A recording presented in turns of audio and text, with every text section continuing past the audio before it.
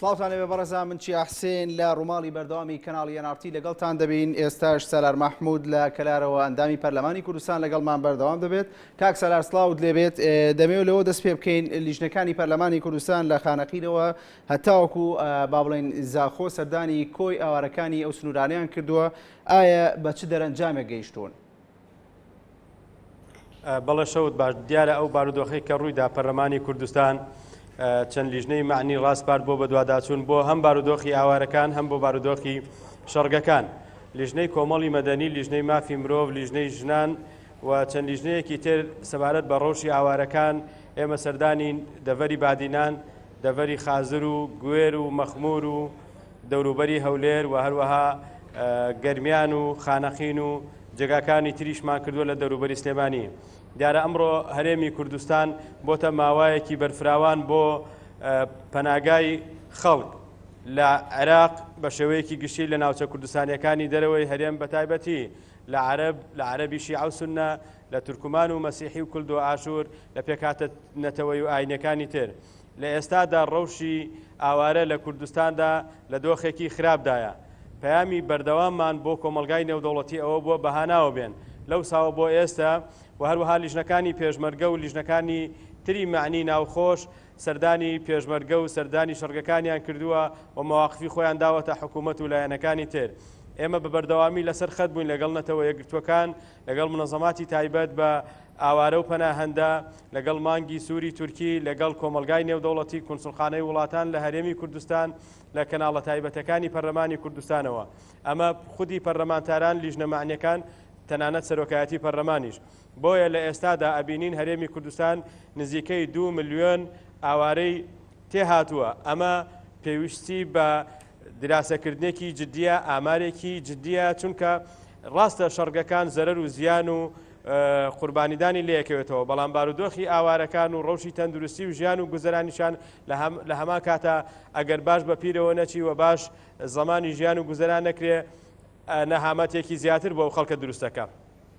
بەڵێ کاک سەلار، دەستەی مافی مرۆڤ لە پەرلەمانی کوردستان داوای کۆبنەوەی پەرلەمانی کردووە سەبارەت بە ڕووداوەکان و ناساندنی جینۆسایدی ڕووداوەکانی شەنگال. ئایا ئەو داوایەتان پێگەیشتووە؟ وایە پەرلەمان کەی کۆ دەبێتەوە؟ بەڵێ پێویستە پەرلەمانی کوردستان لە چەند ڕۆژی داهاتوودا کۆ ببێتەوە و تەقاری لیژنەکانی پەرلەمان لە بەردەست پەرلەماندا بێ. ئەو دۆخەی بەتایبەتی لە شەنگار و زومار کەوتووەتەوە و بەتایبەتی لەسەر خوشکوبرایەزیدی و مەسیحەکانی ئەو دەڤەرە هاتووە جینۆسایدێکە بە پێی مەعایری دەولی، بە پێی پرەنسیپەکانی مافی مرۆڤ، بە پێی لایحەی نەتەوە یەکگرتووەکان. هەموو پێوەرەکانی جینۆساید لەباری بەدەنی، لەباری فیزیکی، لەباری کەلتوری و لەباری ئابووریەوە بەسەر خەڵکی شەنگال و دەوروبەری و یەزیدیەکاندا هاتووە. ئەمە پێویستە باشتر لە ڕێگەی کۆمەلگەی نێودەوڵەتیەوە کاری لەسەر بکرێ، بەتایبەتیش بۆ ئەم هەنگاونانە بۆ ئاسی نێودەوڵەتی پەرلەمانی کوردستان وەرک و مەرجەعی سیاسی و یاسایی ئەبێ کاری لەسەر بکە. کەواتە کاک سەلار پەرلەمانی ڕاگەرم لێرەوە کاک سەلار کەواتە پەرلەمانی کوردستان دەتوانێت چی بکات؟ بەڵێ من لە ڕێگەی ئەم دیدارەوە بە ئێوەی ڕاگەێنم کە پرۆژە بڕیاری بە جینۆساید ناساندنی شەنگال و دەوروبەریمان ئامادە کردووە. هەر سبەینێ پێشکەشی پەرلەمانی کوردستانی ئەەکەین. پێک هاتووە لە 12 بڕگا ڕۆژی 3/8مان بە ڕۆژی جینۆسایدی شەنگال و دەوروبەری ناساندووە و بە پێی یاسای ماف و ئیمتیازاتی شەهیدان هەموو ئیمتیازاتێکی مادی و ئەتیبارێکی معنەوی بۆ قوربانیان و کەسوکاریان ئەبێ دابین بکرێ و هەروەها کۆمەلگای نێودەوڵەتی و حکوومەتی هەرێمی کوردستان بهێنرێتە سەر خەک بۆ بەدواداچوون و گەڕان بۆ دۆزینەوەی ونبووەکان و بەڵێ کاک سەلار دەتوانی ڕوونکردنەوەی زیاتر لەسەر ئەو پرۆژەی کە باس کرد بدەیت؟ بەڵێ ئەو پرۆژەیە سبەی پێشکەشی پەرلەمانی کوردستانی دەکەین. پرۆژەیەکە بۆ ئەوەی پەرلەمانی کوردستان بڕیاردا کە ئەوەی ڕووی داوە بەسەر خەڵکی شەنگال و یەزیدیەکان و پێکاتەکانی ئەو ناوچەیەدا هاتووە جینۆسایدێکی محەقەقە. ئەم بڕیارە ئەبێتە بنەمایەکی باش و داوا لە حکوومەتی ئیتیحادی ئایندە و ئەنجومەنی نیشتیمانی عراقی ئێستا بکرێ کە دان بنێ بە فەرمی بە جنۆسایدی خەڵکی شنگال و دەوروبەری و کۆمەلگای نێودەوڵەتی بهێنێتە سەر خەک بە تایبەتی عراق ئەندامە لە نەتەوە یەکگرتوەکان کار بکە کۆمەلگای نێودەوڵەتیش ئەم مەسەلەیە بەجددی بناسێنێ و هەروەها بۆ بەهاناوەچوونیان و هەروەها بۆ دەستنیشانکردنی ڕۆژێک کە بەدیت لە پرۆژەکەی ئێمەدا هەشت دەستنیشان کراوە کە بکرێتە ڕۆژی جینۆسایدی شنگال و دەوروبەری کە خوشکبرایە زیدیەکان تایدا قەتڵ عام کراون و ڕاگوێزراون و جیاکراونەتەوە بەشێکی زۆر لە ژن و مناڵ براون و سەرنگون کراون و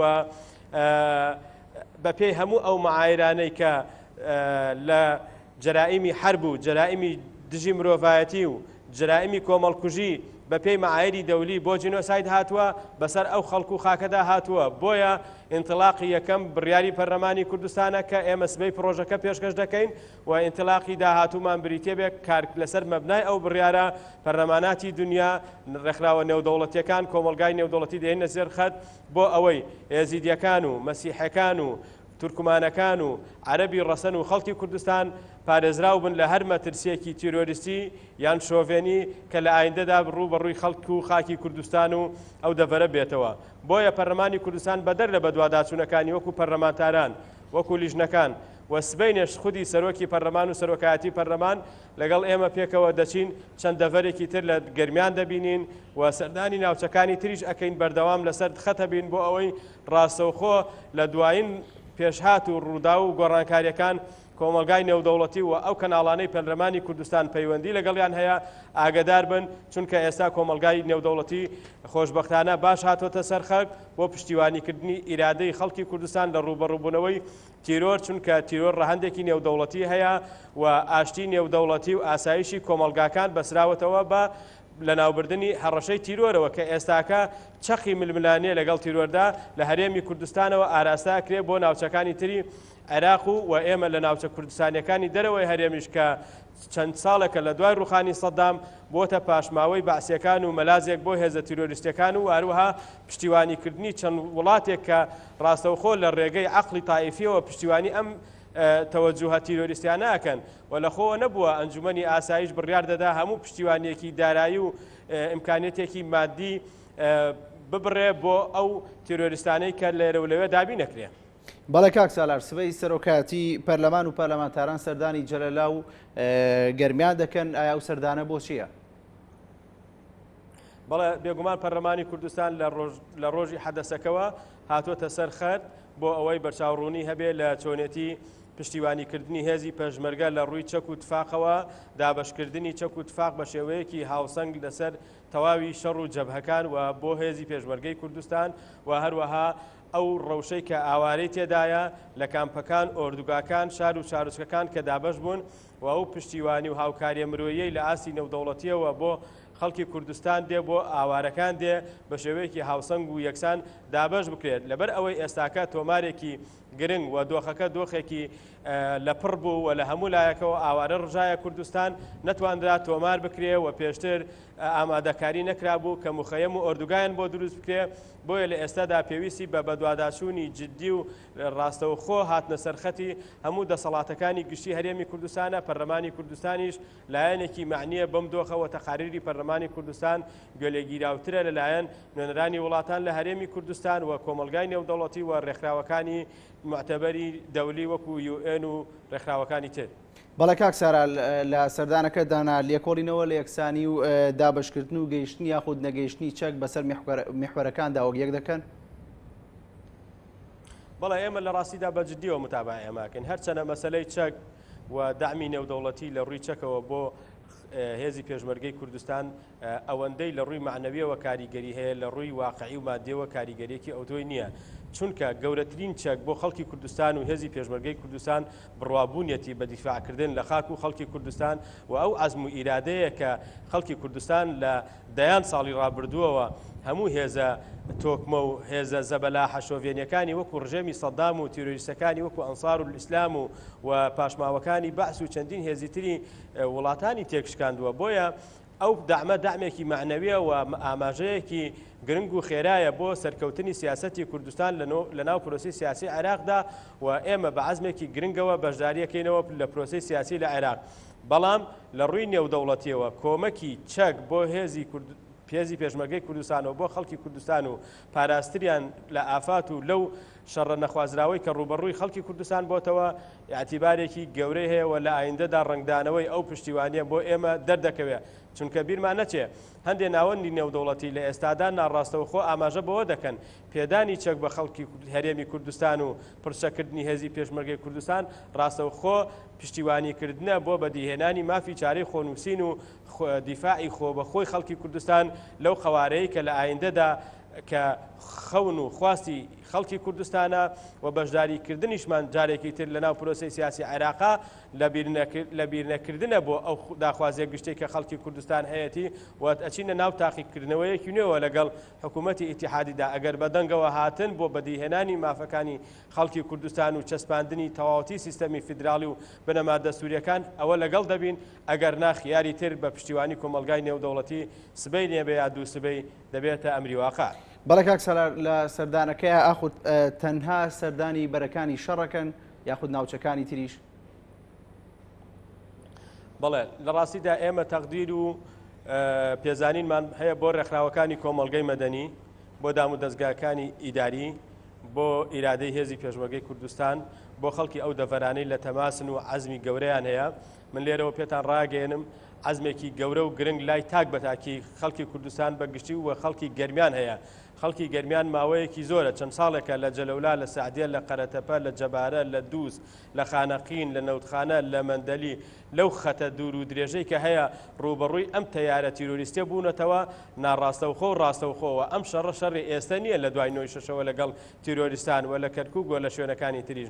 بۆیە پێزانینی پەرلەمان و حکوومەت و دام و دەستگاکە گشتەکان بۆ خەڵکی ئەم دەڤەرە لە جێگەی خۆیەتی و ڕاستەوخۆ لەگەڵ خەڵبوون لە ناو خەڵبوون و سادەیی و هەمیشە ئاوێتەبوون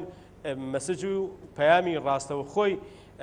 ئیرادەی سیاسی خەڵکی کوردستان و هێزە سیاسیەکان و حکوومەت و پەرلەمانە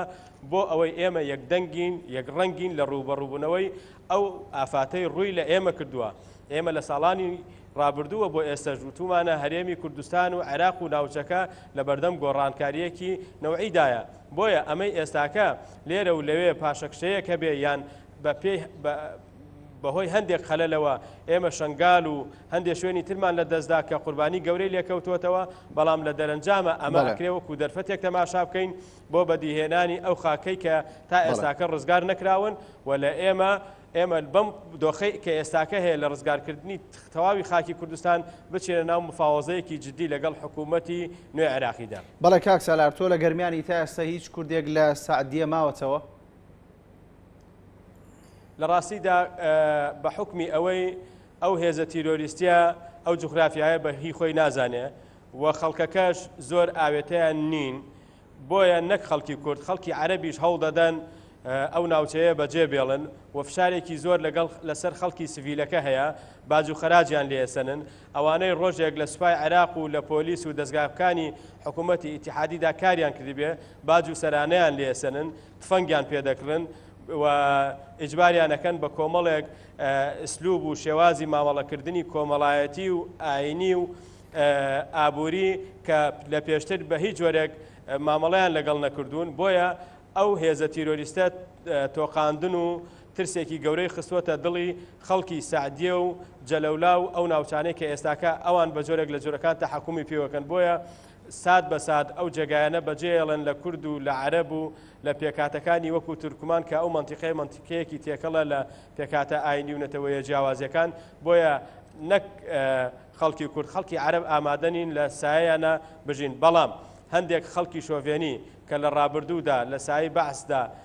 جۆرێک لە ممارسەی خەسری لەگەڵ خەڵک و لەگەڵ واقعی ئەو ناوچەیە کردووە بە جۆرێک لە جۆرەکان متعاتفن لەگەڵیان. بەڵام ئەمە بەو مانایە کە ئەو هێزە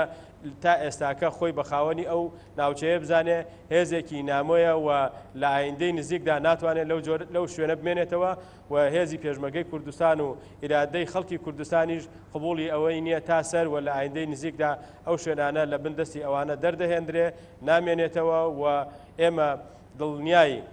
خەڵکی ئەو دەڤەرەکەین کە لە ئایندەی نزیکدا بە و پەڕی سەربەرزیەوە ئەچنەوە شوێنەکانی خۆیان گرنگ ئەوەیە بڕوای تەواویان بە ئیرادەی هێزی پێشمەرگەی کوردستان هەبێ. من لێرەوە کە هەندێک جار سەردانی هێزی پێشمەرگایەکەم لە دەڤەرەکان دەمەوێت سپاسێکی زۆریان بکەم لە هێزەکانی ئاسایش، پۆلیسی فریاکەوتن، هێزی پێشمەرگا، گەنجی خۆبەخشی گەرمیان و لە تەواوی ئەو هێز و لایەنانەی کە لە ڕووی سیاسیەوە ئێستا لە کوردستاندا هەن خەڵکیان هەیە لەو ناوچانەوەکو خۆبەخش بەرگریەکەن، پشتیوانیەکەن، خێرخواکان، ڕێکخراوەکان و خەڵکانێکی تر لە دەرەوەی گەرمیانەوە پشتیوانی مادی و معنەوی و هاوکاری دەنێرن بۆ بەرەکانی جەنگ. ئەمە پشتیوانیەکی گەورەیە، ڕۆحەتێکی گەورەی داوەتە هێزی پێشمەرگەی کوردستان و ئەمەوێ ئەوەش بڵێم کە ئەو ناوچانە بە ناوچەی ڕەسەنی کوردستانی دەزاندرێت، دەستبەردار نابین ئەگەر دۆخێکیش هاتبێتە پێشەوە کە ئێستاکە هێزی پێشمەرگەی کوردستان و لە ڕووی ئیداریەوە هەرێمی کوردستان تەحەکومی پێوە ناکا، بەڵام لە ئایندەی نزیکە ئەو واقعە ئەگۆڕێ. بەڵێ سالار مەحموود ئەندامی پەرلەمانی کوردستان، سوپاس بۆ تۆ کە لە کەلارەوە ڕاستەوخۆ لەگەڵمان بەشدار بووی.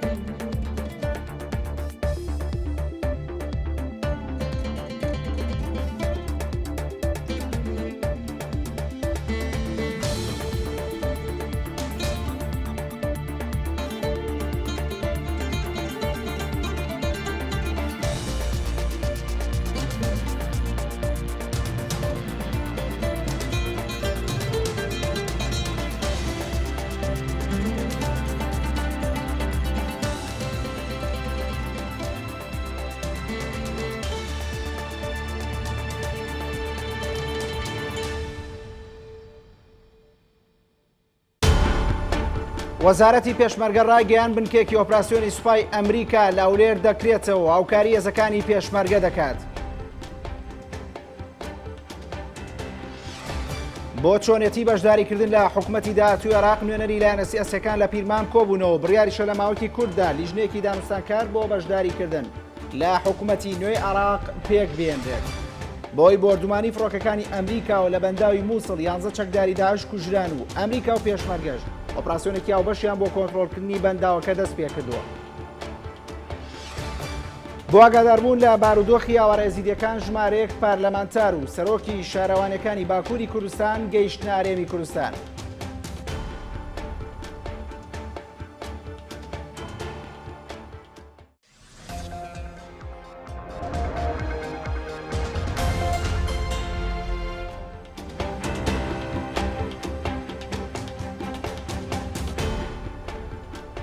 دووبارە سڵاوتان لەبێ. وەزارەتی پێشمەرگە ڕایگەیان بنکێکی ئۆپراسیۆنی سوپای ئەمریکا لە ئەولێر دەکرێتەوە و کاری هێزەکانی پێشمەرگە دەکات. هەڵگورد حکمەت بەڕێوەبەری ڕاگەیاندن و ڕۆشنبیری وەزارەتی پێشمەرگە بێنارتی ڕاگەیان ئەمریکا بنکێکی سەربازی دەکاتەوە کە لە ڕووی سەربازیەوە هاوکاری هێزەکانی پێشمەرگە دەکا و وتیشی تا ئێستا بڕیاری دروستکردنی ئەو بنکە سەربازیان نەکەوتەتە بواری جێبەجێکردنەوە. پێشتریش وەزارەتی پێشمەرگە ڕایگەیاندبوو بەشێک لەو چەکە ئەمریکیانەی کە ڕەوانەی هەرێمی کوردستان کراون گێڕاونەتە دەست هێزەکانی پێشمەرگە لە بەڕێی شەڕدا.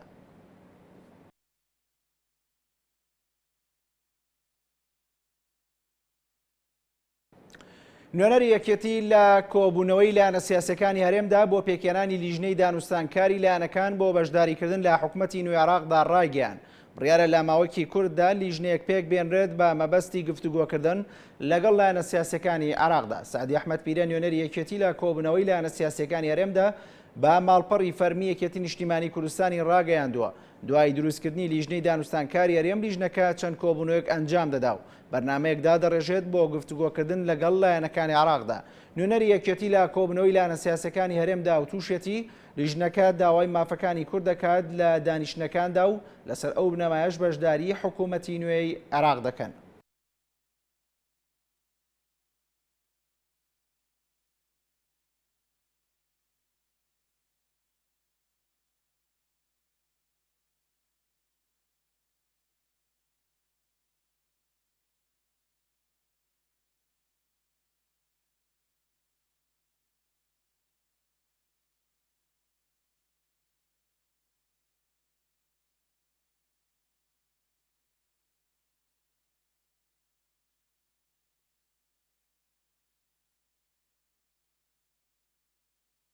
بەڵا بەڕێزان لە ڕووماڵی بەردەوامی NRT لەگەڵتان بەردەوامین. ئێستاش دەچینە لای پەیاملێرانمان لە شاری سلێمانی من مححمود کە میوانێکی ئاسۆس علی ئەندامی مەکتەبی سیاسی حیزبی زەحمەتکێشانە ڕوا دەچینە شاری ئەولێر ڕێوار کاکەیمان لەگەڵدا دەبێت. سەرتا دەچینە لای هێمن مححمود من سڵاوت دەبێت پرسیاری ئەوە لە میوانەکەت بکەیت ئایا وەکو حیزبەکەیان چ ئاگاداریەکی کۆبنەوەکانی لایەنەکانن و چ هەڵوێستێکیان لەسەر بارودۆخی ئێستای هەرێم و عێراقەیە؟ بەڵێ چییە من ئێستا میوانێکمەیە ئاسوس علی ئەندامی مەکتەبی سیاسی حەزبی زەحمەتکێشانی کوردستان کە لە میانی ڕووماڵە تایبەتەکەی NRTدا کە زۆربەی حەزب و لایەنە سیاسیەکان هەڵوێست و بۆچوونیان وەردەگرین لە ڕێگەی ئەندامانی سەرکردایەتی و مەکتەبی سیاسیەکانیانەوە ئەم شەو هاتوونەتە لای ئەندامێکی مەکتەبی سیاسی حەزبی زەحمەتکێشان کە ئەمەوێ لە ڕێگەی خۆیەوە هەڵوێست و بۆچوونی حەزبەکەیان لەسەر ئەم بارودۆخی ئێستا ڕوبەڕووی هەرێم بۆتەوە وەزایدن لەگەڵ ئەو گۆڕانکاریانەی کە ڕۆژانە لە هەرێمی کوردستاندا ڕوودەدا وەکەوەی کە لە ئێستادا تۆ باست کرد لیژنەی هەماهەنگی وەکو ئەو لیژنەی دانوستانکاری پێکەنانی حکومەتی داهاتووی عێراق کاگاسۆز ئەگەر یارمەتیمی بێتە شوێنەکەی من حەزبی زەحمەتکێشانی کوردستان چۆن لە ڕووداوەکانی ئێستای ئەڕوان لێ ئەوانی کە ڕوبەڕووی هەرێم بۆتەوە؟ بەڵێ زۆر سپاس بۆ ئێوە. لە ڕاستیدا حیزبی زەحمەتکێشانی کوردستان ئەو ڕوودا و پێشاتانێکی ئێستا ڕوبەڕووی هەرێمی کوردستان بۆتەوە حاڵەتێکی چاوەڕوانکرا بوو و متەوەقع بوو بە نیسبەت ئێمەوە. ئێمە هەستمان بە مەترسی هاتنی داعش و ئەو لێکەوتانەی کە لە ڕووی ئابووری و سیاسی و کۆمەڵایەتی بەسەر هەرێمی کوردستانە دێت متەوەقع بوو بە نیسبەت ئێمەوە و ئێمە لە ڕێگای کەناڵە تایبەتەکانی خۆمانەوە لەگەڵ هێز و لایەنە سیاسیەکانی دیکە بەگشتی قسە و باسمان کردو لەسەری و پێمان وا بوو ئەبێ هەرێمی کوردستان لە ئامادەگیەکی باشترا بێ بۆ ڕوبەڕووبوونەوەی هێزێکی تیرۆریستی وەکو داعش. لە ڕاستیدا لە باشترین حاڵەتیدا ئەگەر داعش هێرشیش نەکردایەتە سەر هەرێمی کوردستان ئێمە ئەبووینە دراوسێی هێزێکی تیرۆریست کە هیچ بنەمایەکی سەربازی و جەنگ و ڕوبەڕووبوونەوەی پیادە نەکردووە و پیادەشی ناکات لەبەرەوەی هێزەکە هێزێکی تیرۆریستیە و ئێستا تقریبان ئەم ناوچانیان کردوتە ناوچەیەکی مۆڵگەی تایبەتی خۆیان بۆ ڕوبەڕووبوونەوەی هەموو ئەو هێز و لایەنە سیاسیانی کە بە نایاری خۆیانیان نەزانن و بە تایبەتی هەرێمی کوردستان کە بە خۆتان نەزانن لە ئەزمونێکی دیموکراسی و هەنگاونانە بەرەو دیموکراسیەتێکی باشتر لە ناوچەکەدا بە دڵنیاییەوە داعش یەکێکە لەو هێزانی کە ڕوبەڕووی ئەم ئەزمونە سیاسی و دیموکراسیا بێتەوە کە هەرێمی کوردستان وەکو ئەجندایەکی سیاسی خۆی پێویستە لە ئایندەدا پەیڕەوی بکە و بەرنامەی بووە کە هەرێمی کوردستان لە قۆناغی چەند ساڵی داهاتوودا بگاتە ئاستێکی باش لە سەر مەسایل دیموکراسیەتەوەوانە. ئەجندای سیاسیت کرد ئەجندای سیاسی حەزبی زەحمەتکێشانی کوردستان بۆ ڕوبەڕووبوونەوەی چەکدارانی داعش و گروپە توندڕەوەکانی تر هەمان ئەو سیاسەتەیە کە حەزب و لایەنەکانی تر هەیەنە و هەمان ئەو سیاسەتەیە کە حکوومەتی هەرێم و وەزارەتی پێشمەرگە هەیەتی خۆی لە ڕاستیدا ئێستا واقعەکەیە لە ناو هێزی پێشمەرگە و لای هێز و لایەنە سیاسیەکان کە بەداخەوە کۆمەڵێک کەم و کوڕی هەیە لە ئاستی یەک ریزی و یەک هەڵوێستی و یەک بەرنامە و یەک استراتیژی هێزی سەربازی هێزی پێشمەرگەی کوردستان بۆ ڕوبەڕووبوونەوەی داعش. ئێمە وەکو حیزبی زەحمەتکێشانی کوردستان بۆ خۆمان وەکو ئەم حیزبە بە حەجمی خۆمان و بە کاریگەری خۆمان داوامان لە هەموو هێز و لایەنە سیاسیەکان کردووە. زەحمەتکێشان فەرمووتان کەم و کورتی هەیە لە یەک ریزی لایەنەکان لێرە لە یەکەم و کورتی هەست پێ کرێ و ئەو یەک هەڵوێستی کە کۆمەڵانی خەڵکی کوردستان داوایەکەن جارجار لێرە لەوێ ئەبیستین لە ڕێگەی ڕاگەاندنەکانەوە کە وەکو پێویست ئەم یەک هەڵوێستی و یەک استراتیژیە بەدی ناکرێ. بە خۆشحاڵیەوە کۆمەڵێک پێدراو هەیە کە ئێستا باشتر ئامادەسازیەکرێ بۆی کە استراتیژێکی هاوبەشی سەربازی و سیاسی هەبێ بۆ ڕوبەڕووبوونەوەی ئەو پلانانەی کە گروپە توندڕەوەکانی وەکو داعشوانە هەیەە. ئەمێ ئاماژە بۆ بکەم کە لە ڕاستیدا ئێمە وەکو حیزبی زەحمەتکێشانی کوردستان هێزی سەرباسی تایبەت بە خۆمانمان نیە. ئێمە وەکو حیزب یەکەم هێزی سیاسی بووین کە ئیلتیزامی خۆمان بەو بڕیارەوە کرد کە سەرۆکایەتی هەرێمی کوردستان و پەرلەمان و حکوومەتی هەرێمی کوردستان دایڕەشتی بوو لە پێناو یەکگرتنەوەی سوپای کوردستان. ئێمە ئەو فەوج و سریانەی کە هەمان وەکو حیزب تەسلیمان کرد بە وەزارەتی پێشمەرگە و ئیلتیزامی خۆمانمان وەکو حیزب. بەڵام لە ڕوبەڕووبوونەوەی ئەو لە جەنگەکاندا و لە ڕوبەڕووبوونەکەدا ئێمە وەکو حیزبی زەحمەتکێشان کادرە سیاسیەکانمان پێشمەرگەدەرینەکانمان خاننشینەکانمان هەتا وەکو کادرەکانی کادرە سیاسی ئاساییەکانیشمان کە وەکو خۆبەخش ئامادەیان هەبووە بۆ ڕوبڕبوونەوە بۆ ئامادەبوون لەو جەنگەدا خۆبەخشانە خۆیان تەرخان کردووە بە تاکید ئێستا ئێمە هێزمان هەیە بەڵام ئەو هێزەیە کە لە دەرەوەی هێزی پێشمەرگەیە خۆمان ئامادەمان کردو بۆ هەر حاڵەتێکە پێویستکە وەکو هەر هاوڵاتی و هەر تاکێکی تری ئەم کوردستانە کە واجبێکی خۆیەتی کە ڕوبەڕووی ئەو مەترسیانەکەیتە سەرێنی کوردستان ڕوبەڕوو بێتەوە. تەقەمەنانی کەیسا دەگەنە هەرێم ناو بەناو باس دەکرێ چەند وڵاتی دیش ئامادەی و دەبەرەوە کاوکاری بکە هەندێک لایانی سیاسی هەیە ترسی لەمە هەیە کەم چەک و تەقەمەنیانە بە شێوازێک کە دابش بکرێت کە لایەنێکی سیاسی ئەو هێزانەی کە تا ئێستێک نەخراونەوە ئەوانی پێچەکدار بکرێن یاخود بە شێوازێک تر لەژێر سوڵتەی وەزارەتی پێشمەرگەیان نەبێ حەزبی زەحمەتکێشان شەمان مەترسی هەیە؟ ئێمە پێم وایە ئەو پاڵپشتی و پشتیوانیەی نێودەوڵەتی کە لە هەرێمی کوردستان ئەکرێ بە تایبەتی لە ڕووی سەربازیەوە و بە تاکید لە ڕووی سیاسیشەوە ئەمە قۆناغێکی گرنگە بۆ هەرێمی کوردستان بۆ تەجروبە سیاسیەکەی ئێمە بە تایبەتی ئێمە ئەوەمان لە ذهنەتی تاکەکانی کۆمەلگای کوردستان چاندووە کە کوردستان هەنگاوانێ بەرەو سەربەخۆیی خۆی و جێپی خۆی قایمەکە بۆی لە کاتێکی گونجاودا باز لەوە ئەکرێت کە دەوڵەتی کوردستان ڕابکێنرێ ئێمە وەکو حزب وەکو تاکێکیش بەڕاستی ئەوە تەمەناو هیوایەتی و ئامانجی هەموو لایەنێکی سیاسی و هەموو تاکێکی کوردیە ئەو پاڵپشتی و پشتیوانیە نێودەوڵەتی کە ئێستاش لە هەرێمی کوردستان ئەکرێ حاڵەتێکی زۆر ئیجابیە قۆناغێکی گرنگە لە ژیانی سیاسی ئێمە باز لە هاتنی کۆمەڵێک هاوکاری سەربازی ئەکرێ بۆ هێزەکانی پێشمەرگە بە تاکید ئەبێەوە لە ڕێگای کەناڵی ڕسمی خۆیەوە بێەوە لە ڕێگای ئەو لایەنە پەیوەندیدارەوە بێت کە وەزارەتی پێشمەرگەیە ئەکرێت لە ڕێگەی وەزارەتی پێشمەرگەوە ئەم هاوکاریە سەربازیانی لە وڵاتانی دەرەوە بە شێوازێک دابش بکرێ و ڕێک بخرێ کە لە سوود و مەسلحەت و قازانجی هێزی پێشمەرگەی کوردستان و ئەو مەترسیانە بێت کە ڕوبەڕووی هەرێمی کوردستانە بێتەوە بۆیە هەڵوێستی حیزبی زەحمەتکێشانی کوردستان ڕوون و ئاشکرایە لەمەیە کە ئەمانەوەیە ئەو هێز ئەو چەکانێک کە ئەگاتە دەست هەرێمی کوردستان بگاتە دەست وەزارەتی پێشمەرگەوە لە ڕێگەی وەزارەتی پێشمەرگەوە دابش بکرێ بەسەر هێزەکانی پێشمەرگەدا بۆ ڕوبەڕووبوونەوەی هەر هەڕەشەیەک لەسەر جیاواز لە بارودۆخی سایبدا شوێنێکە مەترسی بۆ هەرێمی کوردستان عێراقیش گۆڕانکاری بەخۆی ببینی ئەوە تا حەیدەر ئەبادی کاندیدە بۆ ڕێز وزەرای عێراق مالێکی کشاوەتەوە هەرێمی کوردستان سەرقاڵیەوەی لیژنەیەکی تردا بنێ بۆ وەفدی دانووسانکار ئاخر پرسیارمە وەفدی ئێوە زەحمەتکێشان ئاگادارم گۆڕانکاریانەیە ئێمە لە لیژنەکەی پێشووتر کە بۆ دانوستان ئامادەکرابوو وەکو لیستی هاوپەیمانی نیشتیمانی کوردستان ئەندام بووین لە وەفدەکە بەڵام بۆ خۆتان نەزانن ئەو وەفدەش گۆڕانکاری بەسەردا هاتووە ئێستا باز لە دروستکردنی چەند وەفدێکی دانوستان کارەکرێ لەبەرەوەی لە چەند سێکتەرێکی تایبەتەوە دانوستان بکەن لەگەڵ ئەو هێزولانە سیاسیانەی تری عێراق کە ئەیانەی حکوومەتی داهاتوو نوێی عێراق دروست بکەن ئێمە پێمان وانییە لە ڕووی واقعی و ناوەڕۆکەوە گۆڕانکاریێکی زۆر جددی بەسەر عەقڵیەتی سیاسی ئەو عێراقیانە داهاتە بێت کە حکوومەتی نوێی عێراق دروستەکەن بەڵام گرنگەوەی یەکگرتووی گوتاری کوردستان بە تایبەتی داڕشتنی استراتیژێکی گرنگ بۆ ئەوەی کە کورد جارێکی تر چۆن بەشداریەکە ئەو مەطالبانەی کە کورد لە ڕابردوو لە سەرەتای ڕوخانی ڕژێمی سەدام تا ئەمڕۆ هەی بۆ نەهاتۆتە دی لە مادەی 140 لە مەسەلەی دەسەڵات لەسەر مەسەلەی نەوت و غاز لەسەر مەسەلەی پێشمەرگە و تەمویلکردنی هێزی پێشمەرگەوانە لە ڕاستیدا ئێستا بارودۆخە سیاسی و سەربازیەکە بە شێوازێک گۆڕاوە کە لایەنی بەرامبەریش هەست ئەکرێ جۆرێک لە مرونەتی هەیە بەڵام من ئەمە وای نابینین کە ئەم مرونەت نواندنە کاریگەریەکی وا بکات لە استراتیژی لایەنە سیاسەکەی بەرامبەرمان کە بێوێ بەشداری کورد بەشدارێکی فعلی و کاریگەر بێ لەسەر ئاستی عێراقدا ئەمانەوێ کورد بەڕاستی لەم مەرحەلە نوێیەدا ئەوە بچەسپێنێ کە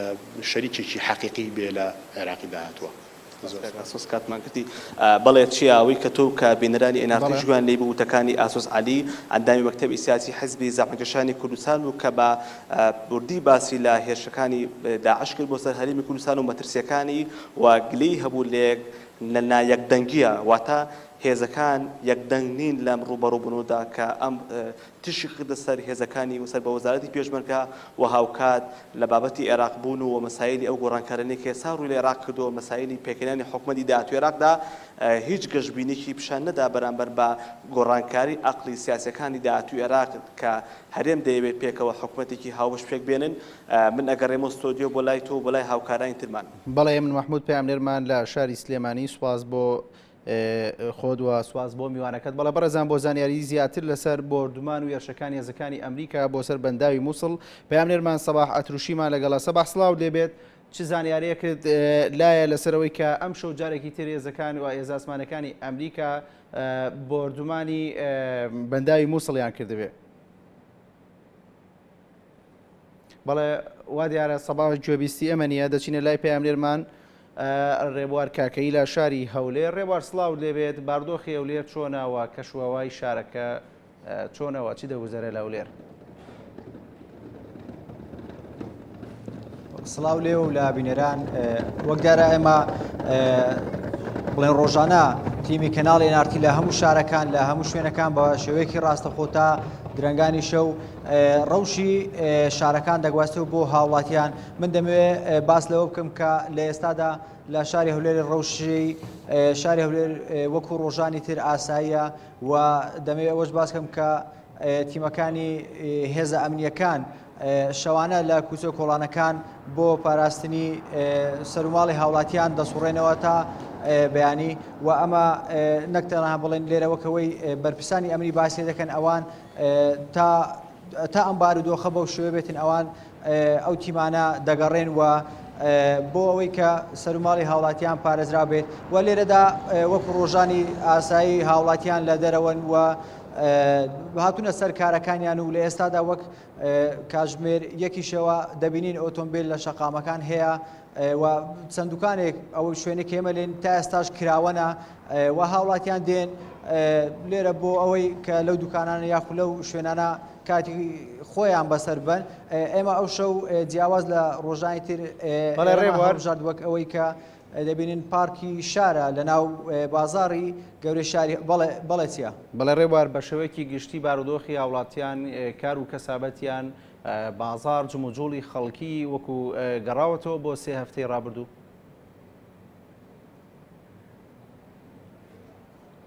بەڵێ تا ئێستا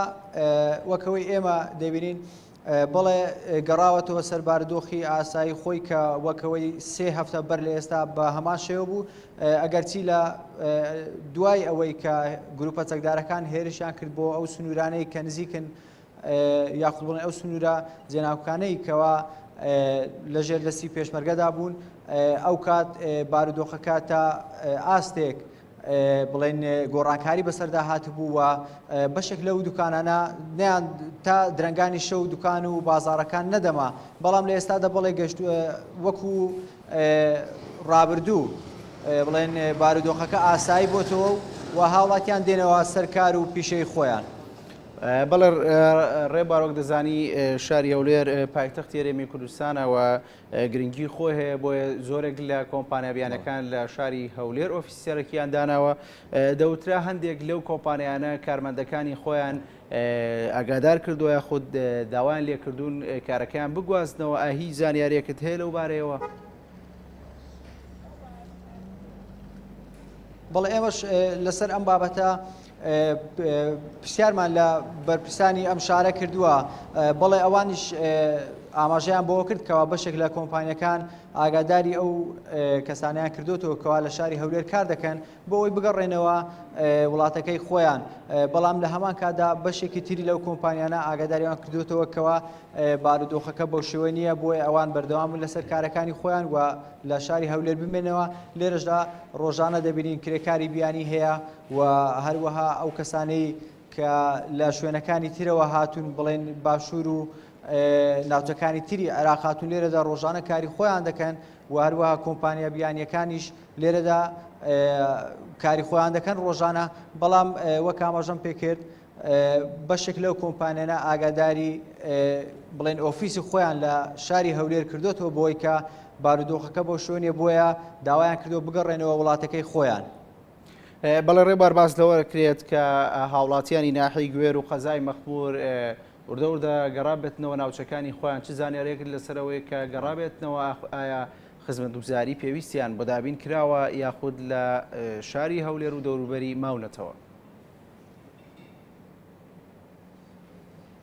بەشێک لەو هاوڵاتیانە بڵێ گەڕاونەتەوە شوێنی خۆیان، بەڵام دەمی ئاماژە بۆ بکەم کە ئەوان شەوان لەوێ نامێننەوە، واتە تەنها بە ڕۆژ سەردانی ماڵ و دوکان و ئەو شوێنانی کە کاری تێدا دەکەن سەردانی وێ دەکەن. بەڵام وەکەوەی لە ڕووماڵی ڕۆژانی ڕابردوو ئێمە لە شاری هەولێر چەند هاوڵاتیەکمان دوان کاهی ناحیەکانی گوێر و قەزای مەخمور بوون، ئەوان ئاماژەیان بۆەوە دەکرد کەوان بە ڕۆژ دەگەڕێنەوە سەر کارەکانی خۆیان لەو شوێنانە، بەڵام بۆ هێواران دەگەڕێنەوە شاری هەولێر. بەڵام لە ئێستادا بڵێ چەندین ماڵ گەڕاونەتەوە ئەو شوێنانی خۆیان و هۆکاری ئەمەشکەوە هەمووی نەگەڕاونەتەوەیان بەشێکی زۆری نەگەڕاوتەوە بۆ ئەوە دەگەڕێنرێتەوە کەوە خۆیان ئاماژە پێ دەکەن. تا ئێستا گروپە چەکدارەکان لەو سنوورانەدا هەن و بردومانی فڕۆکەکانیش لەو شوێنانەدا ڕۆژانە بڵێن بەردەوامی هەیە، بەڵێوان ژمارەیەکی زۆر نەگەڕاونەتەوە شوێنەکانی خۆیان. بەڵێ ڕێبار کەواتە ئەوەندەی زانیاری تەبێت لە دەوروبەری خازر و ناحی گوێر و قەزای مەخمور هیچ ڕوبەڕوونەوەیەک ڕۆژانە ڕوئەت لەو ناوچانە کە با بڵێن زانیاری دەبێت لەبارەیەوە؟ بەڵێ وەکەوەی ئێمە ئەو زانیارەی بەدەست ئێمە کەوتووە لەم ڕۆژدا بڵێ فڕۆکە جەنجەکان لە سنووری خازر بردومانیان کردووە و چەندین مۆڵگەی گروپە چەکدارەکانی داعشیان کردوتە ئامانج و هەروەها شەڕ لە نێوان بڵێن ئەو گروپە چەکدارانە ڕوویداوە لەگەڵ هێزەکان پێشمەرگە لە سنووری غازر، بەڵام فڕۆکە جەنجەکان ئەو شوێنانە دەکەن ئامانجکەوا مۆڵگەکانی لێ یاخود ئەو ئۆتۆمبیلانەی کەوا گروپە چەکدارەکان بەکاری دێنن.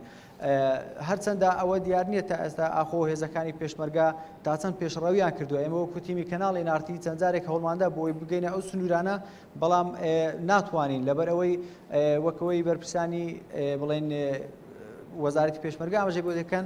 لەو سنوورانە شەڕە، بۆیە ناکرێتن سەردانی ئەو شوێنانە بکەین. ئەوەی ئێمە دەیزانین تا ئێستا ئەو سنوورانە گروپە چەکدارەکان لێی ماونەتەوە و هێزەکانی پێشمەرگەش بڵێن چوونەتە پێشەوە تا نزیک سنووری پردی غازر کەوا لەلایەن گروپە چەکدارەکانەوە تەقێنرایەوە دوای ئەوەی لە هەفتەی ڕابردوو ئەو گروپە چەکدارانە کشاونەوە بەهۆی بردومانەکانی فڕۆکە جەنجەکان. لە ئێستادا ئەو پردە تەقیوەتەوە بەشێک لەو گروپە چەکدارانە کە لەمبەری پردەکە ماون بەشەکەی تریشیان لەو بەرماوە بە پێی زانیارەکان ئەوانە ئەگەر بیانوێ سەردانی یەکتر بکەن دەبێتن بە شوێنی تردا بڕۆن، چونکە ئەو پردە تەقیوەتەوە هاتوچۆی بەسەرەوە نەماوە. بۆیە ئەو سنوورە و هەروەها ئەو گوندانەی کە لەو شوێنە هەیە گروپە چەکدارەکان لەوێن و خۆیان لەوێ حەشار داوە و هەروە بەردەوامی ڕۆژانە فڕۆکە جەنجەکان لەو سنوورانە بردومان دەکەن و بەشێک لەو گوندانەش وەکەوەی لە ڕۆژانی ڕابردووش ئاشکراکرا هێزەکانی پێشمەرگەی کوردستان توانیویانە ئەو گوندانە کۆنتترۆل بکەنەوە. بەڵێ پەیامنێرمان ڕێوەرکاکەی سوپاس بۆ زانیارەکان. بەڵێ بەڕێزان بۆ زانیاری زیاتر دەچینەوە لای پەیامنێرمان سەباح تروشی سەبارەت بە بردومانەکان هێزەکانی ئەزاسمانەکانی ئەمریکا. سەباح سڵاوت لێبێت، چ زانیاریەکت هەیە لەسەرەوەی کە ئەم شەو هێزە ئاسمانەکانی ئەمریکا بردومانی دەوروبەری بەنداوی مووسڵیان کردبێ؟ بەڵێ ئەمڕۆ بەبەیانی و نیۆرۆ و تا ئێستا بێفڕوتەوانی ئەمریکی بە بەردەوامی مەفرەقی سکری مووسڵ بەنداوی مووسڵ و فلفێلێ و هەندێک شوێن لە فلسطۆف و تلکێف تا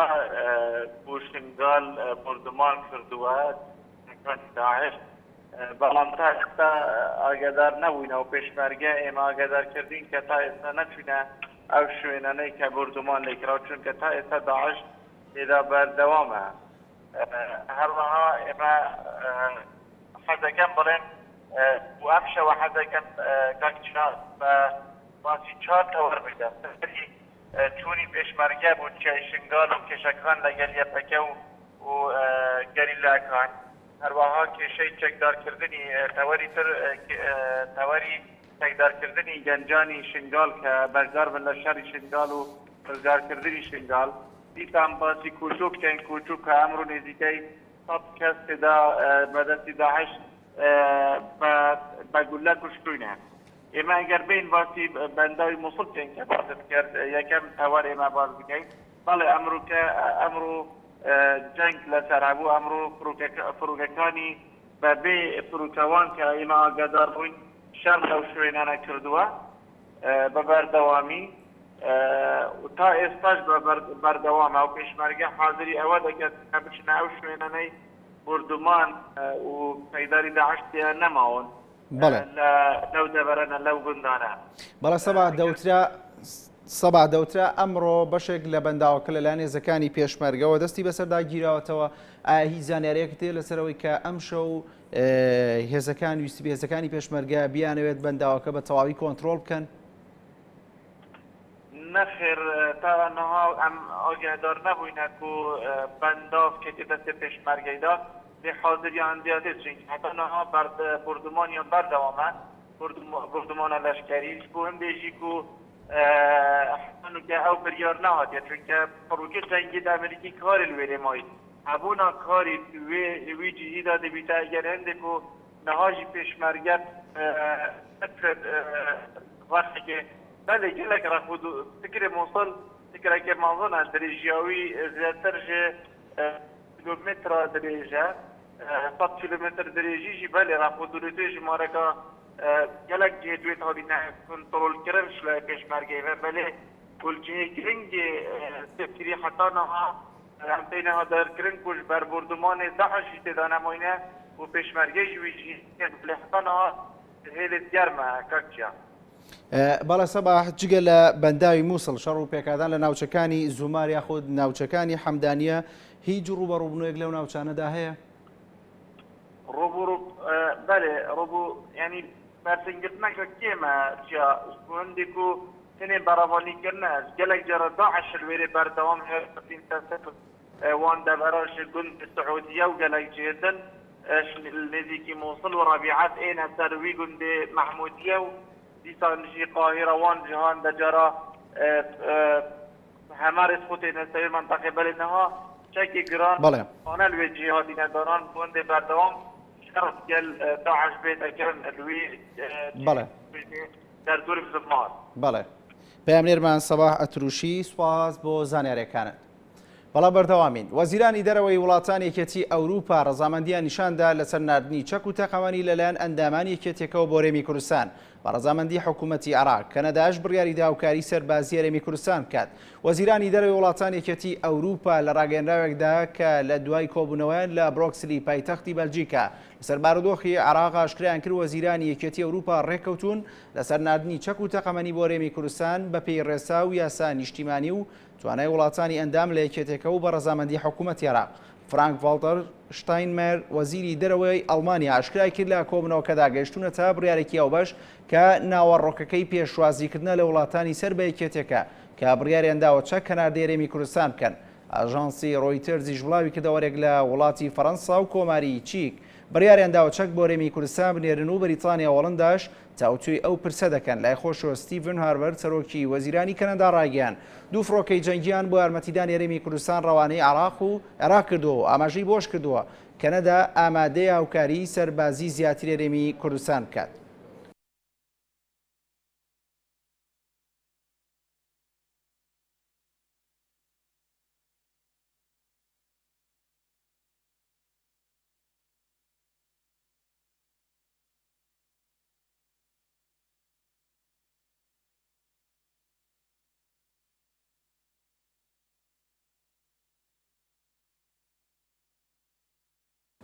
بەڵە بەرەزان بۆ زانیاری زیاتر نوێنەری حکوومەتی هەرێمی کوردستان لە فەڕەنسا خەمان زرارمان لەگەڵدا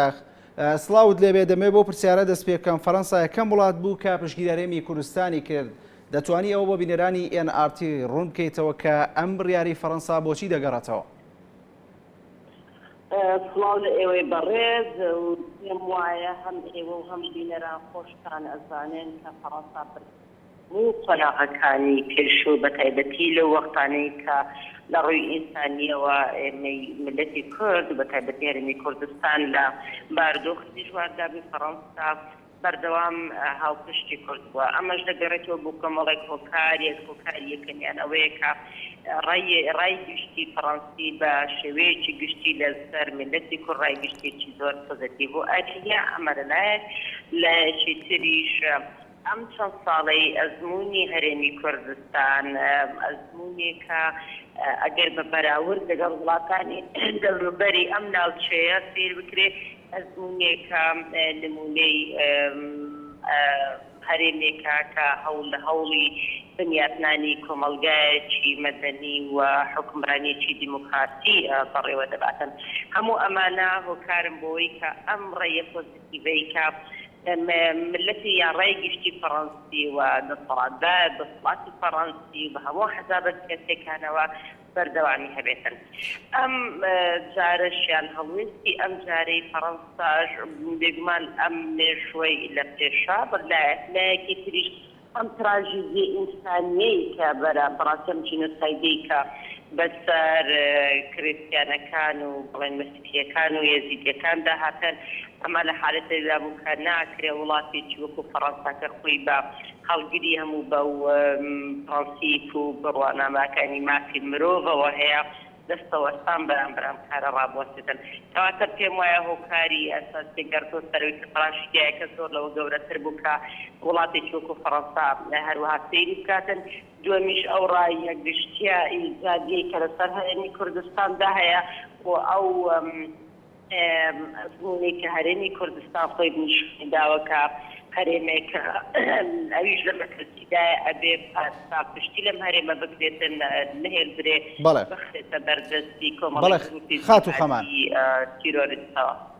خات و خەمان فەڕەنسا تەنها هاوکاری سەربازی لە ڕووی چەکەوە دابینەکە یاخود هاوکاری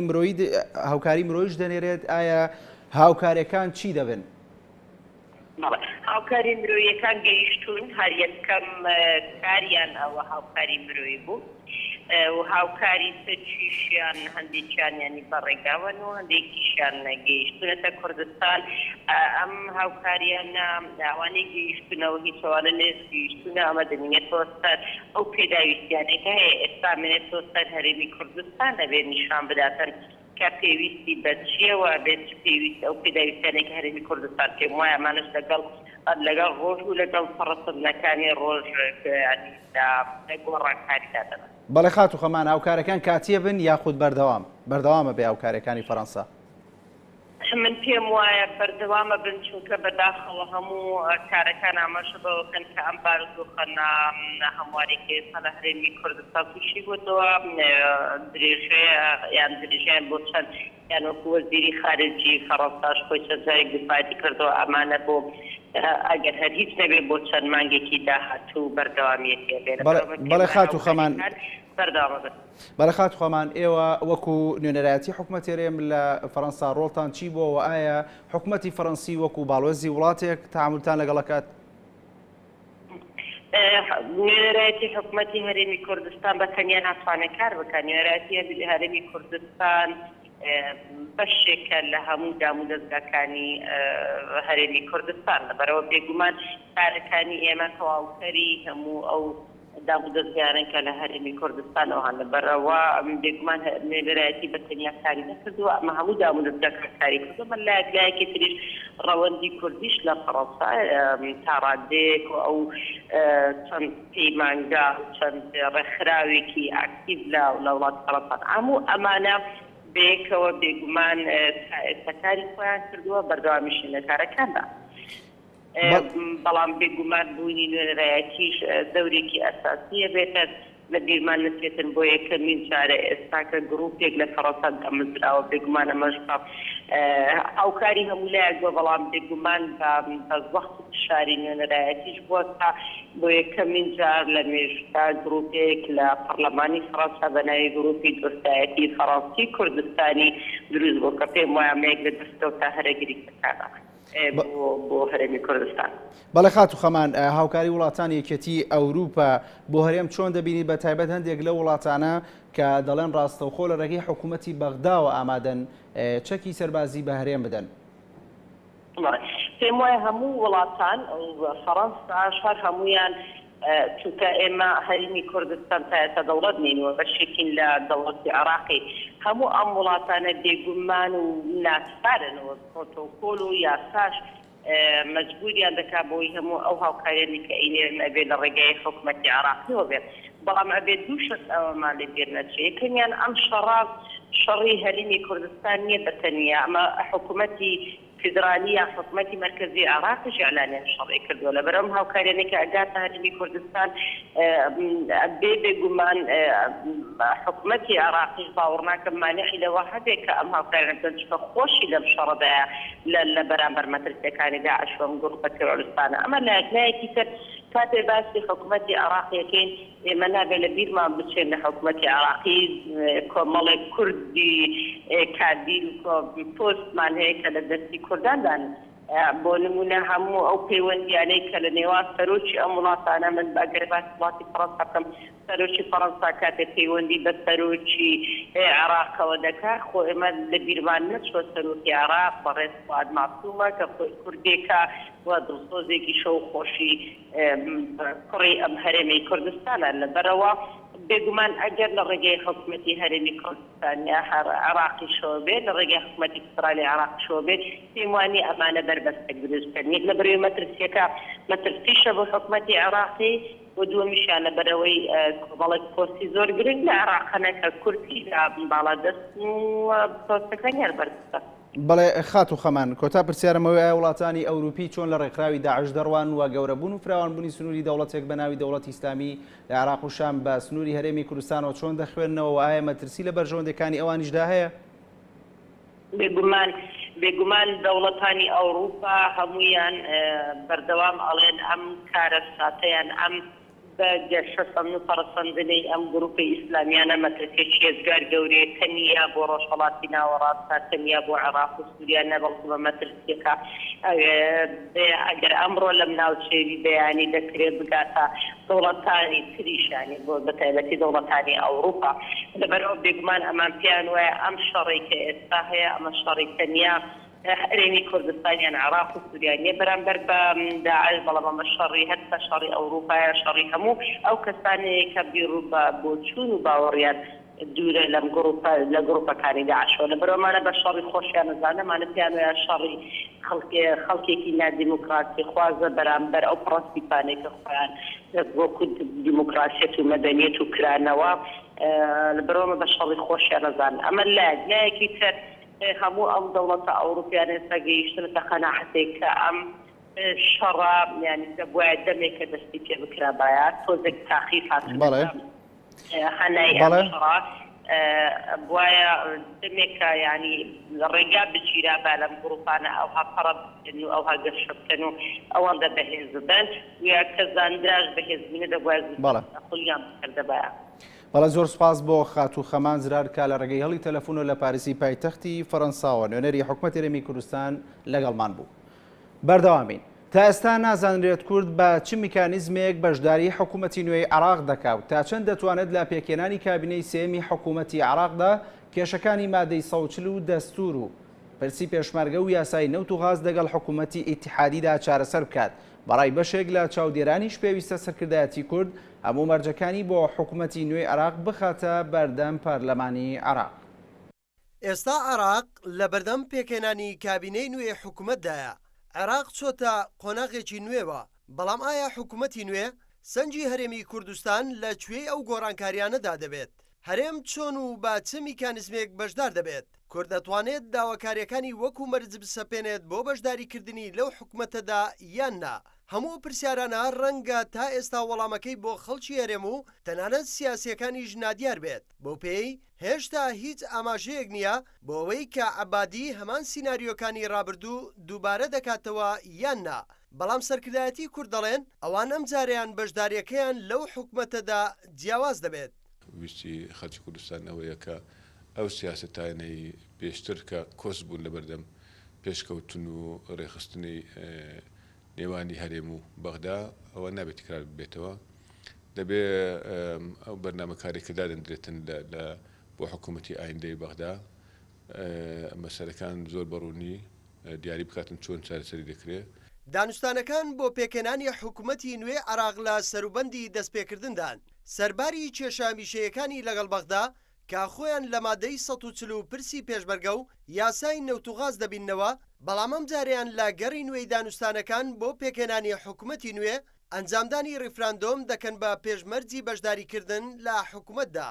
مناچینەوە سەرمێزی گفتوگۆ جارێکی تر باسی قۆناغەکانی پێش مەسەلی ڕیفراندۆم بکەین ئەمە بۆ ئێمە خاڵێکی یەکجار گرنگە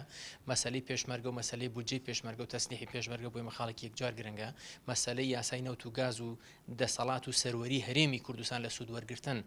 لە سەرچاوە سروشتیەکانی خۆی بەپێی ئەو مافە دەستوریانەی کە هەمانن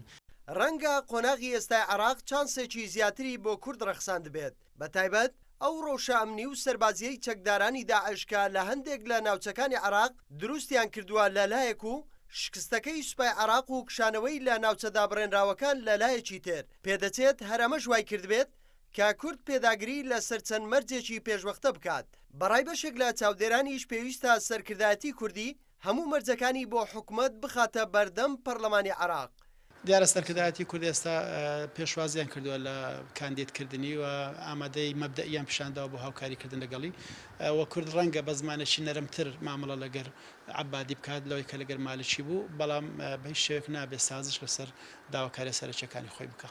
بە درێژایی چەند ساڵی ڕابردوو هەرێمی کوردستان لە سەرچەند پرسێکی چارەنووساز کێشەی لەگەڵ حکوومەتی اتحادی هەبووە بە تایبەتیش لەگەڵ نووری مالیکی کە زۆر جار کێشەکان هێندە پەرەیچەندووە گەیشتۆ تا ئاستی جۆڵاندنی هێز لە کاتێکدا سەرجەم حکوومەتەکانی ڕابردوو کورتخۆی بەشێک بووە لا پێکێنانیدا با بڕوای چاودێران ئەگەرم جارەیان کورد یەکگرتوو نەبێت و تاگلایەنە بڕیار لەسەر ڕێکەوتەکان بدات ئەوە هەمان سیناریۆکانی ڕابردوو چاوەڕوانی دەکات. فەرمان محەممەد ئێنارتی هەولێر. لەگەڵەوەی هێزەکانی پێشمەرگە لە سەرسنوورەکانی هەرێمی کوردستان جێگیر کراون بە بڕای بەشێک لە چاودێرانی سیاسی دوای پێکێنانی حکوومەتی نوێی عراق مەترسی کشانەوەی پێشمەرگە هەیە لە ناوچەدا بڕێنراوەکانی دەرەوەی ئیدارەی هەرێم و وتەبێژی مێحوەری کەرکووک هێزەکانی پێشمەرگەش دەڵێت جارێکی دیکە ناوچەکە ڕادستی سوپای عراق ناکەنەوە. ئەگەرچی لە ڕابردوودا ئێرە شوێنی سوپای عراق بوو بەڵام لە ئێستادا لەلایەن هێزەکانی پێشمەرگەوە کۆنتڕۆڵ کراوە. ئاخۆ دەبێت پاش پێکێنانی لیژنەیەک بۆ ڕێخستنەوەی سوپای عراق جارێکی تر ڕادستی ئەو سوپایە بکرێتەوە چونکەوەی لە ئێستادا کێشەی هاوڵاتیانە هێزەکانی پێشمەرگە ئێریان پاراستووە دوای ئەو هەموو قوربانیە چۆن نەکرێت جارێکی تر ڕادستی سوپای عراق بکرێتەوە. دوابەدوای دانانی چەک و چۆڵکردنی سەربازەکانیان لە ئێستادا لە سنووری کەرکووک سەرجەم سەربازەکانی سوپای عراق لەلایەن هێزەکانی پێشمەرگەوە پارێزراون بەڵام ڕێرە لیژنەیەک بۆ ڕێخستنەوەی سوپای عراق پێ بگەێنرێت بە تایبەت لەو پارێزگایانەی کە چەکیان داناوە هەڵاتون بەڵام پرسیارەوەیە پاش ڕێخستنەوەی ئەو سوپایە و گەڕانەوەیان بۆ شوێنەکانی خۆیان پێشمەرگە لەو سنوورانە دەمێنێتەوە یاخود دەکشێنەوە و جارێکی تر سنوورەکان ڕادستی سوپای عراق دەکرێنەوە. وتەبێژی میحوەری کەرکووکی هێزەکانی پێشمەرگە هەرچەندە تاکید لە بڕارێکی سەرۆکی هەرێم و وەزارەتی پێشمەرگە دەکاتەوە بەمانەوەی هێزەکانی پێشمەرگە لەو سنوورانە بەڵام بە بڕای چاودێران وا پێدەچێت ئەم بڕیارە تا پێکێنانی کابینەی نوێ حکوومەتی عراق بێت و پاش پێکێنانی ئەم کابینە نوێیە بڕیارەکان بە شێوەیەکی تر بن. هێزی پێشمەرگە ئێمە بە فەرمان ئیشەکەین هیچ فەرمانێکی وا نەدراوە کە کاتێک سوپای عراق تەشکیل دەکرێتەوە ئێمە لەو سنوورانەی کە بەدەستمانەوەیە پاشەکشەی لێ بکەین وەکو ئێمە فەرماندەی گشتی هێزە چەکدارەکان کە جەنابی سەرۆکی هەرێمە و وزارەتی پێشمەرگەمان هەیە تا ئێستا هیچ فەرمانێک نییە ئەو فەرمانانی کە هەیە ئێمە ئەو شوێنانی کە بەدەستمانەوەیە تێیدا ئامێنینەوە. دەربارەی گەڕانەوەی کەرکووک بۆ سەر هەرێمی کوردستان یان مانەوەی لەگەڵ عراق ئەندامێکی پەرلەمان ڕای دەگەێنێت کە مەرجی ئەوان بۆ پێکێنانی کابینەی نوێی حکوومەتی عراق بە سەرۆکایەتی حەیدەر عەبادی گەڕانەوەی کەرکووکە بۆ سەر هەرێمی کوردستان و مانەوەی هێزەکانی پێشمەرگەیە لەو سنوورانە. سەبارەت بە پێشمەرگە بە هیچ شێوە ناگەڕێتەوە چونکە لە دەستور ئەو مافی پێمانداوە ئێمە هەموو خەڵکی کوردستانش هەموو ئومێد و هیوا ئەوەتمان ئەوەی کە کار لەسەر ئەوکەین کەرکووک بگەڕێتەوە سەر هەرێمی کوردستان و هەرێمێکی بەهێزی موحەد دروست بکەین کە بتوانین ئەو پێکاتانەی کە لەگەڵشمانە دێنە سەر هەرێمی کوردستان وەکو تورکمان و عەرەب و مەسیحی و سەرجەم پێکاتەکانی و ئاین و ئاینزاکانی تر بتوانین هەموو پێکەوە ناوماڵی کوردستان ڕێک بخەین. ئەگەرچی لە ڕابردوودا لایەنی کوردی بەردەوام لە شەڕی ئەوەدا بوو کە کابینەی حکوومەتی ڕابردووی عراق بە سەرۆکاتی نوری مالکی بەڕێوەچوو ئەو حکوومەتیان بە جێبەجێ نەکردنی مادەی 140 تۆمەتبار دەکرد بەڵام لە ئێستادا وەک بەشێک لە سیاسەکان دەڵێن بە کۆنتڕۆڵکردنی سنوورەکانی ناوچەدا بڕێنراوەکان بە تایبەت کەرکووک خۆی لە خۆیدا مادەی 140 نەماوە و جێبەجێ کراوە پێویستیش ناکات گفتوگۆی لەسەر بکرێتەوە. ڕۆکان جاڤێنارتی، کەرکووک. وەزیری دەرەوەی ئەڵمانیا لە ئەولێرەوە پشتیوانی وڵاتەکەی بۆ هەرێمی کوردستان دەربڕی و تیشیەکەتی ئەوروپا بەبایەخەوە دەڕوانێتە ئەم بارودۆخی هەرێمی کوردستان و هەرێم بە تەنیا جێناڵێت. بارزانیش ڕایگەیان بە یەکڕیزی ناوخۆیی لە هەرێم و بە پشتیوانی دۆستەکانیان لە دەرەوە چەکدارانی داعش تێک دەشکێنن. وڵاتانی ئەوروپا هەرێمی کوردستان بەتەنها بەجێناهێڵن. ئەمە وتەی وەزیری دەرەوەی ئەڵمانیایە لە هەولێر. هەولێر بۆتە ناوەندی سەردانی وەزیرانی دەرەوەی وڵاتانی ئەوروپا. ئەمجارەش فرانک شتاینمایر وەزیری دەرەوەی ئەڵمانیا بە سەردانێکی کۆتخاین گەیشتە هەولێر و لەگەڵ سەرۆکی هەرێمدا کۆبووەوە. لە کۆنفرانسێکی ڕۆژنامەنووسی هاوبەشیشدا لەگەڵ مەسعود بارزانی شتاینمایر ڕایگەیاند یەکێتی ئەوروپا بەبایەخەوە دەڕوانێتە بارودۆخی ئێستای هەرێمی کوردستان و هەرێم بەتەنها جێناهێڵن. و ئەوەی کە پەیوەندی هەیە بە هێزی پێشمەرگە و چەکدارانی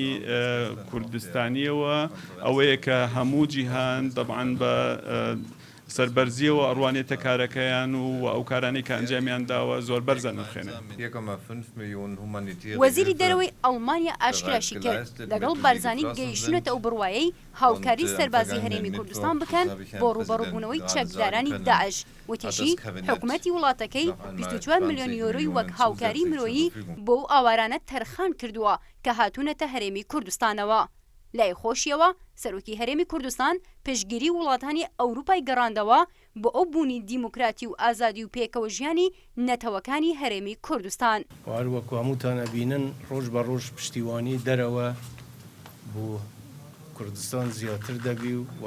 فراوانتر دەبی. زۆر سپاسی هەموو دۆستانمان دەکەین بۆ هەموو پشتگیریە و ئەو یارمەتیانەی کە داویان. شەڕی پێشمەرگە و داعش و ئاوارەبوونی سەدان هەزار مەسیحی و کوردی ئێزیدی سەرنجی وڵاتانی یەکێتی ئەوروپا و بەشێک لە وڵاتانی تریجیهانی بەلای خۆیدا ڕاکێشاوە و بەشێک لە وڵاتانش جگەل لە هاوسۆزی و هاوکاری مرۆیی بڕیاریان داوە هاوکاری سەربازی هەرێمیش بکەن دژی چەکدارانی داعش. شێمە جاف، NRT هەولێر. باوەی بردمانی فڕۆکەکانی ئەمریکاوە لە بەنداوی مووسڵ 11 چەکداری داعش کوژران و کەناڵی CNN بڵاوی کردەوە ئۆپراسیۆنێکی ئاوبەش لە نێوان ئەمریکا و پێشمەرگە بۆ کۆنتڕۆڵکردنەوەی بەنداوی مووسڵ دەستی پێکردووە. سەرلەبیانی ئەمڕۆژ فڕۆکە جەنگیەکانی ئەمریکا چەند پێگەیەکی چەکدارانی داعشیان لەسەر بەنداوی مووسڵ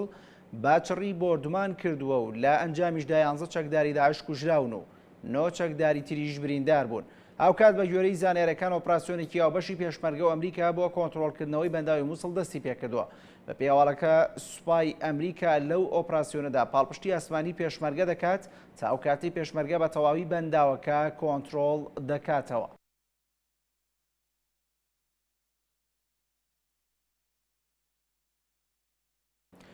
لە ناحەی باشیقەوە شەڕ لە نێوان پێشمەرگە و چەکدارانی داعش دەستی پێکردەوە و لە گوندی ناوەڕەنیش پێشمەرگە هێرشێکی چەکدارانی داعشیان تێکشکان. سعید مەموزینی کارگێڕی لیقی پارتی دیموکراتی کوردستان لە مووسڵ بە NRT ڕاگەیان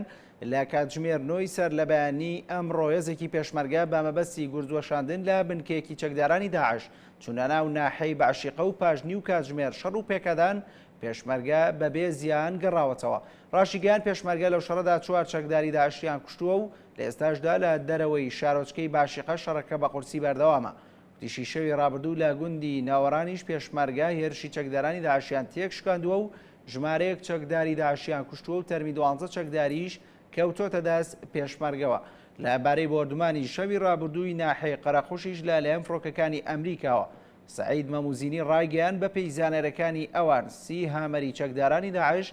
لەو بردومانەدا تێک شکێنراون و چەندین چەکداریش کوژراون. تیشی زانیاریان پێگەیشتووە ئێوارەی دوێنێ لە گوندی حەساری سەر بە ناوچەی خادر تەربیبی چەکداری داعش کە 3 ڕۆژ پێش ئێستا لە شەڕ لەگەڵ پێشمەرگەدا کوژرا بوون گواستراونەتەوە بۆ ناو شاری مووسڵ.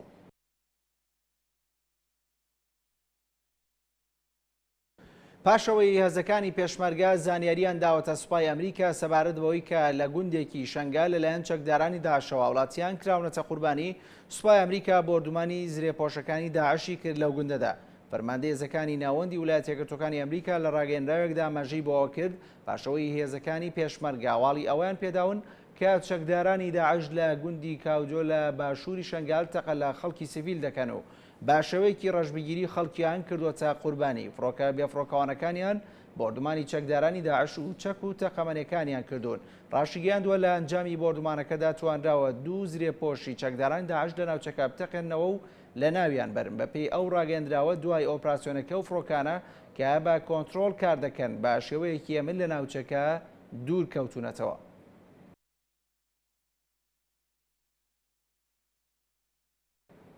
نوری مالکی سەرۆکی کاربەرەکەری حکوومەتی عێراق ڕەتی کردوێتەوە لە ئایندەدا هیچ پۆستێکی حکومی وەربگرێت. باوتەی ئەندامێکی ئیتلافی دەوڵەتی یاسا نوری مالکی دەکرێتە سەرۆکی ئیتلافەکە لە پەرلەمانی عێراق.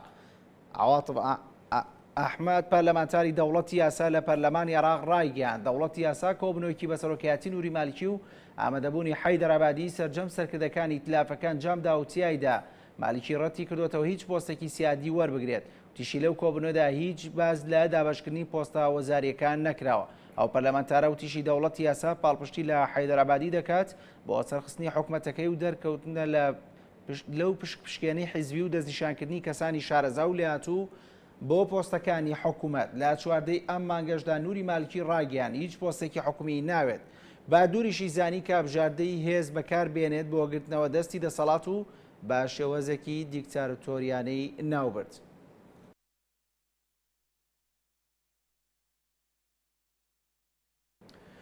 وەزیری پەروەردەی هەرێمی کوردستان ڕایگەیاند تاقیکردنەوە گشتیەکانی خولی دووەمی پۆلی 12 ئامادەیی بۆ مانگێک دواخراوە. ئاشکراشی کرد ساڵی نوێی خوێندن لە 10 ئەیلول دەست پێ دەکاتەوە. پشتیوان سادق وەزیری پەروەردەی حکوومەتی هەرێمی کوردستان لە کۆنفرانسێکی ڕۆژنامەنووسیدا ڕایگەیاند بۆی ئەو بارودۆخەی ڕووی لە هەرێمی کوردستان کردووە ئەو خوێندکارانەی لە پۆلی دوانزەن و لەبەرەکانی جەنگن بڕیاریان داوە بۆ ماوەی مانگێک خولی دووەمی تاقیکردنەوەکانی پۆلی 12 دوا بخرێت تیشی لە 21 مانگی نۆ ئەو تاقیکردنەوەیان جامەدرێت. سەبارەت بە دەستپێکردنەوەی ساڵی نوێی خوێندن پشتیوان سادق ئاشکرای کرد داوامی ساڵی نوێی خوێندن ئاسایی لە کاتی خۆیدا و لە 10 مانگی نۆ لە سەرجەم پارێزگاکان هەرێمی کوردستان دەست پێ دەکاتەوە. لە کۆنفرانسە ڕۆژنامەنووسیەکەدا وەزیری پەروەردە ئاماژەی بۆش کرد زیاتر لە 25,000 تانە لەسەر تاقیکردنەوە گشتەکانی پۆلی 12 هەبووە و دوایی بە دوواداچوونی جددی بۆ تانەکان 300 حاڵەت گۆڕانکاری بەسەرداهاتووە. بڕیارماندا وەکو وەزارەتی پەروەردە دوای مشاوەرە و گفتوگۆیەکی زۆر کە بۆ ماوەی 1 مانگ تاقیکردنەوە گشتەکانی پۆلی 12 دوا بخەین. واتە تاقیکردنەوەکانی پۆلی 12 دەوری دووەم 21 نۆ کە دەکاتە ڕۆژی یەکشەممە دەست پێ دەکات. بەنسبەت دەوامی ئاسایی کە ئەوە زۆر گرنگە ئەو ساڵ دەوامی ئاسایی لە پارێزگاکانی هەرێمی کوردستان ئی خوێندن وەکو خۆی لە 10 مانگ دەست پێ دەکاتن. زیاتر لە 24,000-25,000 اعتراض بەنسبەت نەتائیجەکانی ئیمتیحانات هەبووی پۆلی 12. دوای ئەوەی کە بە خۆمان سەرپەرشتیمان کرد بە جددی بە دوواداچوونمان لە بۆ دەفتەرەکانی خوێندکاران کرد زیاتر لە 300 حالەت گۆڕا. چەکدارانی داعش و گروپە تۆنڕەوەکان لە زۆربەی ئەو شەڕانەی کە ئەنجامیانەدا سوودیان لە بەکارهێنانی چەکی قەناز دەبینی. بەڵام دوایەوەی هێزەکانی پێشمەرگای لە سنووری جەلەولا و دووس خوورمات و پلانی شەڕکردنیان گۆڕی لە شەڕی کۆڵان بە کۆڵان بۆ بۆردومانکردنی مۆڵگەکانیان لە دوورەوە بە مەبەستیەوەی زیانیان پێنەگات. باوتەی پێشمەرگەکانی کوردستان چەکدارەکان لە چەکی قەناسیش شکستیانێناوە. چەکی قەناس ئەو جۆرە چەکەیە کە لە زۆربەی شەڕی کۆڵان بە کۆڵاندا چەکدارانی داعش و گروپە تونڕەوەکانی تر زیاتر لە چەکەکانی تر بەکاری دێنن چونکە لە کۆی ئەو یەڕشانەی کە لە دەوروبەری قەزای دووس خوورمات و کردویانە بۆ سەرهێزەکانی پێشمەرگە شکستیان هێناوە. ناچار چەکی قەناس لە دوورەوە بەکار بێنن. ئێستا هێزەکانی پێشمەرگە لە جەلەولا و دووس خوورمات و شەڕی کۆڵان بە کۆڵان ناکەن تەنها وەڵامی هێرشەکانیان دەدەنەوە و تۆبارانیان دەکەن. هەر بۆیە چەکدارەکان لە چەکی قەناسیش شکستیان هێناوە. بەڵام لە هەر شوێنێک پێشمەرگە بەرگری کردبێ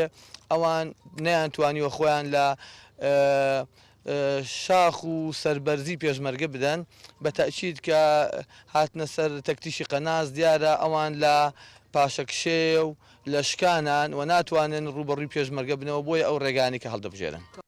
بە پێویستەی بەرپرسانی هێزەکانی پێشمەرگە لە سنووری قەزای دووس خوورمات و لە سەرەتای دروستبوونی شەڕەکانەوە تا ئێستا هیچ پێشمەرگەیەک بە چەکی قەناس نەبووە قوربانی و بریندار نەبووە، بەڵکو لە بەرامبەردا لە ڕێگەی قەناس بەدەستەکانی پێشمەرگەوە چەندین چەکدار هەرەکو خۆیان ئاماژەی پێدەکەن کوشتووە و بریندار کردووە. ئەوە دەستی ئێمە پێنیە دەستی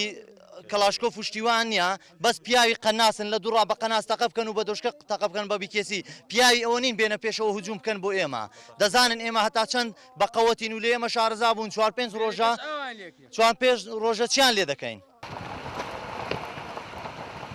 لە سەرەتای دروستبوونی ئاڵۆزەکانی ناوچە جاجەکانی عێراق چەکدارانی داعش و گروپە توندڕەوەکانی تر لە زۆربەی ئەو شەڕانی کە ئەنجامیان ئەدا بە چەکی قەناس شەڕیان دەکرد، بەڵام پێشمەرگە پلانی شەڕکردنی گۆڕی بەمبەستی ئەوەی پێشمەرگە زیانی پێنەگات، ئەمەش لە دەوروبەری دووس خوورمات و بە زیان بە سەرچەکدارانی داعش و گروپە توندڕەوەکانی تر شکایەوە. دیار جەمال لێنارتی، دەوروبەری قەزای دووس خوورمات و وەفدێکی باکووری کوردستان کە لە ژمارەیەک پەرلەمانتار و سەرۆکی چەند شارەوانیەک پێکاتبوو لەگەڵ ژمارەیەک پەرلەمانتاری کوردستان سەردانی ئاوارەکانی شەنگالیان کرد لە قەزای زاخۆ ڕایانگەیان ژیانی ئاوارەکان لە ڕۆژێکی زۆر خراپدایە و بۆ ئەو مەبەستە ژیاندا شتێکە ڕاستی نەتەوێگرتوەکان دەکەن.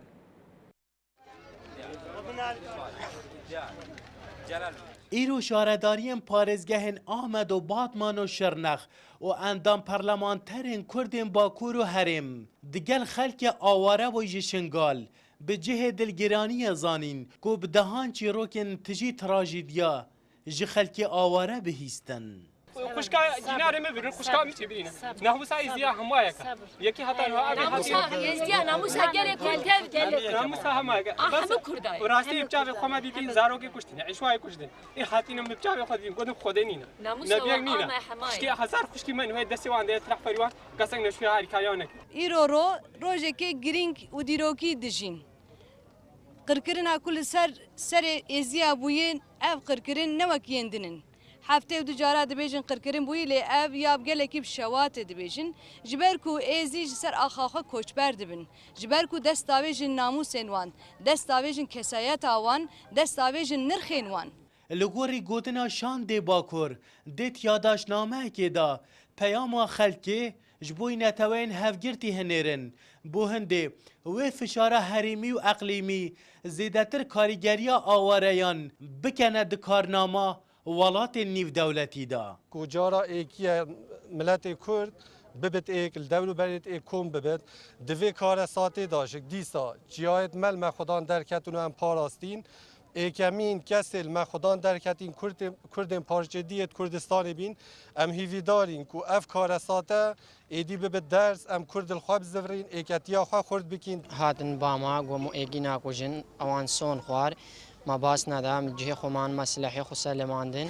هاتن ازو بابمو برايمو و هفته زلامی دیبون ام هم الحفره که گهاندن یک اولویدره ام هم کشتن مخو عاید اسکدم بن لاشاده بن لاشی وان داس فلتیم و عائله میں 8 شماله میں یعنی خوش کے میں داگا میں زیدتر یا شان دن بیانی الوی دورد بینن هتا را دکه پیتوین خلکی بو جیان برنه جو خارن و خارنان دابین کرینه لی جعالی مرجن خواجهی و سنورداری شیان حکومتی به هزاران خلق ده دربدریه که خراب دانه. یوسف موسا NRT زاخو گەشتینە کۆتایی و گرنگترین ناونیشانەکان. وەزارەتی پێشمەرگە ڕاگەیان بنکێکی ئۆپراسیۆنی سوپای ئەمریکا لە هەولێر دەکرێتەوە و کاری هێزەکانی پێشمەرگە دەکات.